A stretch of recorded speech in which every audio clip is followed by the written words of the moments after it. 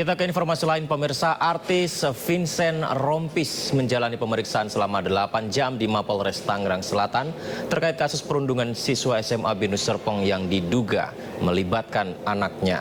Sejumlah terduga pelaku juga menjalani pemeriksaan.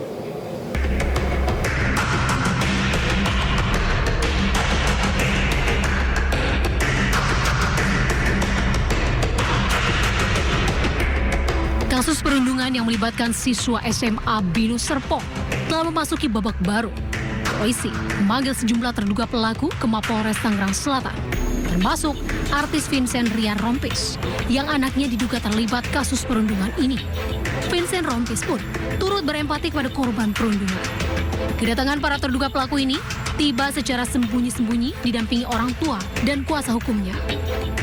Saksi ya, masih saksi.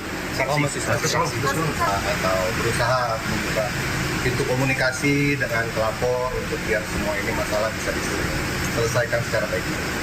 Keluargaan yang penting, keluargaan semoga bisa menemukan titik terang untuk berdamai dan berdiskusi.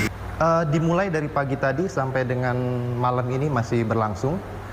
Untuk teknik pemeriksaannya tentu saja bertahap. Berdasarkan rilis dari pihak sekolah, seluruh siswa yang terbukti melakukan tindak kekerasan sudah diberi sanksi dikeluarkan dari sekolah. Bagi siswa yang turut menyaksikan kejadian, juga diberikan sanksi disiplin keras. Namun, belum diketahui pasti siapa dan berapa siswa yang mendapatkan sanksi dari pihak sekolah. Pihak sekolah juga mengecam segala bentuk kekerasan fisik, baik di dalam maupun luar sekolah. Namun, Kementerian Perlindungan Perempuan dan Anak atau PPA menyesalkan sekolah yang langsung mengeluarkan para terduga pelaku. Jadi mereka berhak dan wajib negara untuk juga turut memberikan perlindungan. Termasuk sekolah harusnya memberikan perlindungan, tidak boleh sebetulnya kemudian langsung mengeluarkan anak dari status siswa. Sebelumnya, video siswa SMA Binus Serpong melakukan aksi perundungan terhadap juniornya di sebuah warung dan viral. Perundungan dilakukan para senior terhadap korban sebagai syarat untuk masuk geng. Bahkan disinyalir salah satu terduga pelaku merupakan anak dari public figure. Tim Liputan, Ayus melaporkan. Pemirsa, belum usai dengan kasus perundungan di tingkat SMA. Kali ini aksi dugaan bullying juga menimpa murid TK Binus Serpong, Tangerang Selatan, Banten. Akibat aksi perundungan ini, keluarga korban melaporkan TK Binus Serpong ke pihak berwajib karena dianggap lalai dalam pengawasan.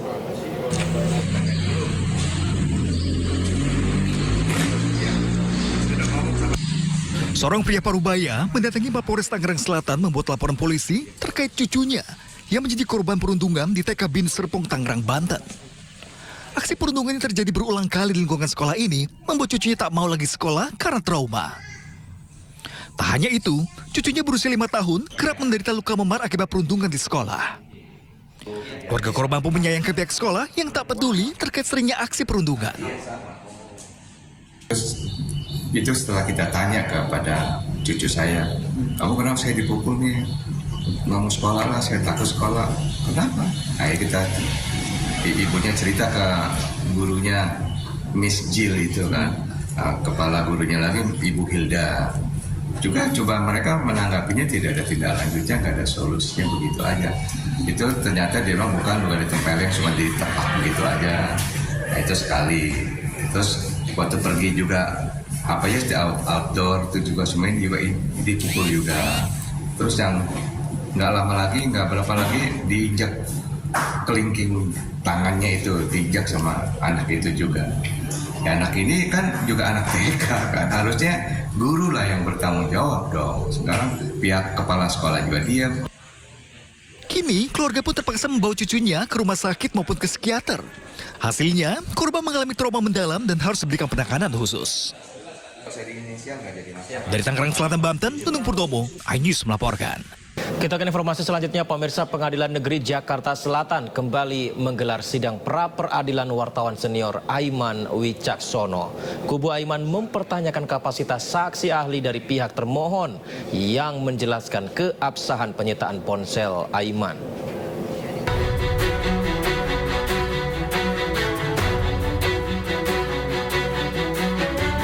Pengadilan Negeri Jakarta Selatan menggelar sidang lanjutan pra-peradilan wartawan senior Aiman Wicaksono. Agenda sidang mendengarkan keterangan ahli yang disampaikan pihak termohon.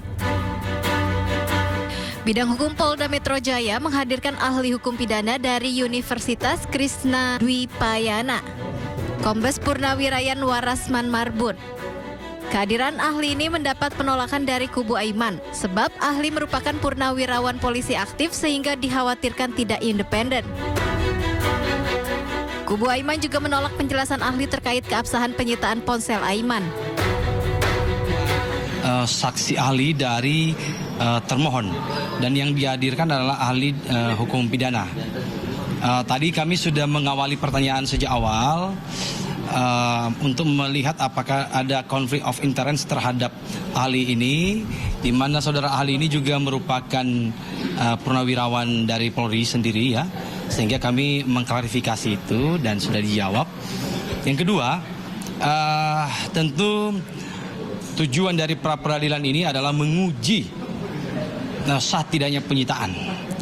Apa yang diuji? Yang diuji adalah prosedur formil, tata cara mekanisme penyitaan itu. Benar nggak atau tidak?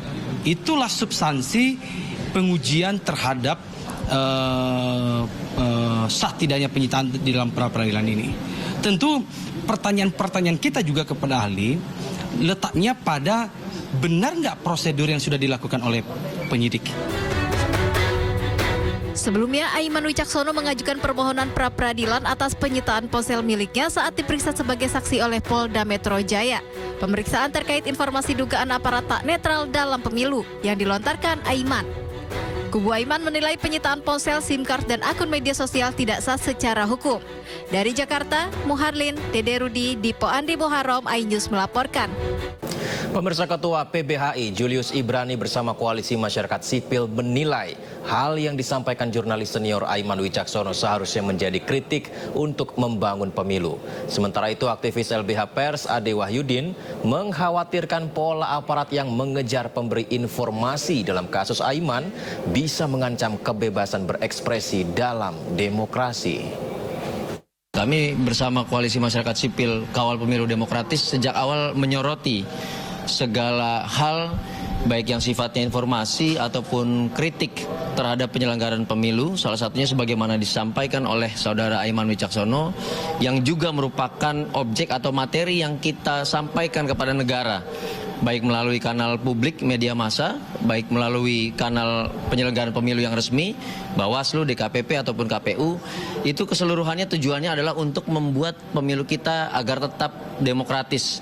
Pemilu kita jauh daripada intervensi-intervensi politik untuk memenangkan 1-2 paslon tertentu, tetapi untuk menyuarakan suara rakyat yang utuh. Nah, apa yang disampaikan Aiman bahwa ada dugaan intervensi lewat kekuasaan, bahwa ada pengerahan aparat, itu sama seperti yang kami sampaikan sebelum-sebelumnya, jauh sebelum Aiman menyampaikan. Jadi yang harus dinilai sebetulnya oleh negara ini, oleh Kepolisian Republik Indonesia adalah substansi dari apa yang disampaikan, artinya materinya. Seharusnya fokusnya itu terhadap apa yang disampaikan gitu ya. Jadi kritiknya itu harusnya yang dibahas adalah apa yang disampaikan, bukan kemudian mencari siapa yang dia memberikan informasi. Dan pola-pola mengejar pemberi informasi ini menjadi pola yang cukup mengkhawatirkan sebenarnya dalam ruang lingkup kebebasan berekspresi kita gitu. Mas Aiman kuasa hukum dan ahli hukum pers itu terkait dengan hak tolaknya gitu. Sehingga harusnya hak tolak dulu kemudian dibatalkan. Jadi mungkin itu, dan saya pikir kasus ini tidak layak dilanjutkan karena ini bagian dari ekspresi dan kritik yang harus direspon secara positif. Kriminalisasi berdasarkan pasal 14 dan 15 UU 146 ini kan berita bohong ya. Sementara apa yang disampaikan oleh Mas Aiman itu sebetulnya adalah suatu bentuk kritik yang mengingatkan netralitas aparat yang sebetulnya ini nggak cuma sekali saja disampaikan, tapi sudah berkali-kali disampaikan tidak hanya oleh Mas Aiman, tapi juga oleh individu lain dan juga oleh NGO maupun lembaga-lembaga lain begitu. Penggagas Warga Jaga Suara, EF Saifullah Fatah mengatakan semua bentuk penyelewengan kekuasaan pada Pilpres 2024 tidak boleh didiamkan.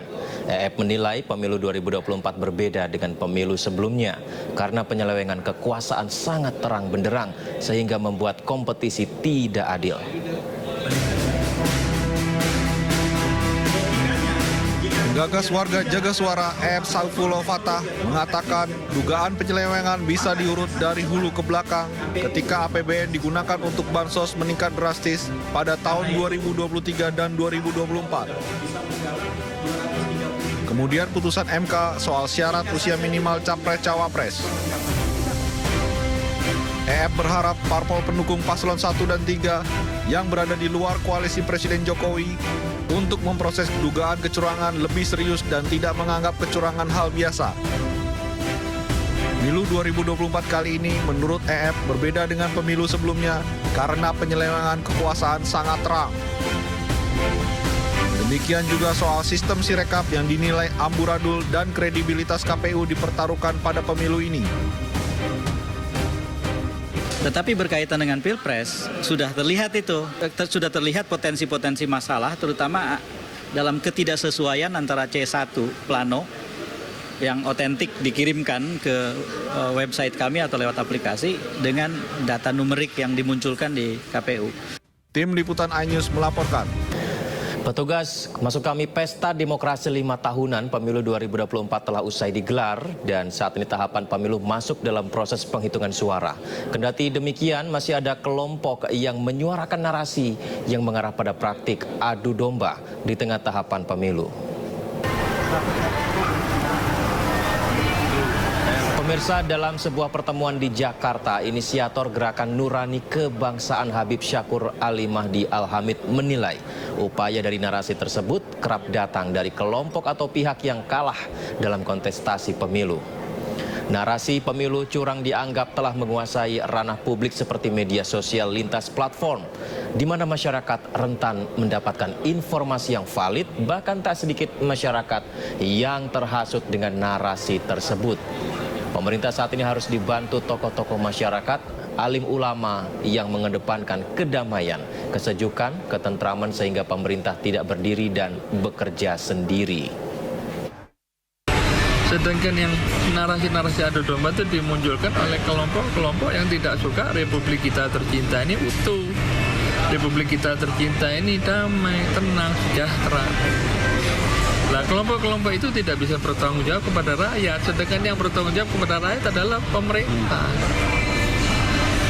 Itu sudah terikat dalam sumpah jabatan pemerintah, TNI, Polri, KPU, Bawaslu. Itu kan tanggung jawabnya kepada Allah, bukan kepada kelompok-kelompok penentang pemerintah, kelompok-kelompok yang menarasikan curang, mempropagandakan adu domba, dan lain sebagainya.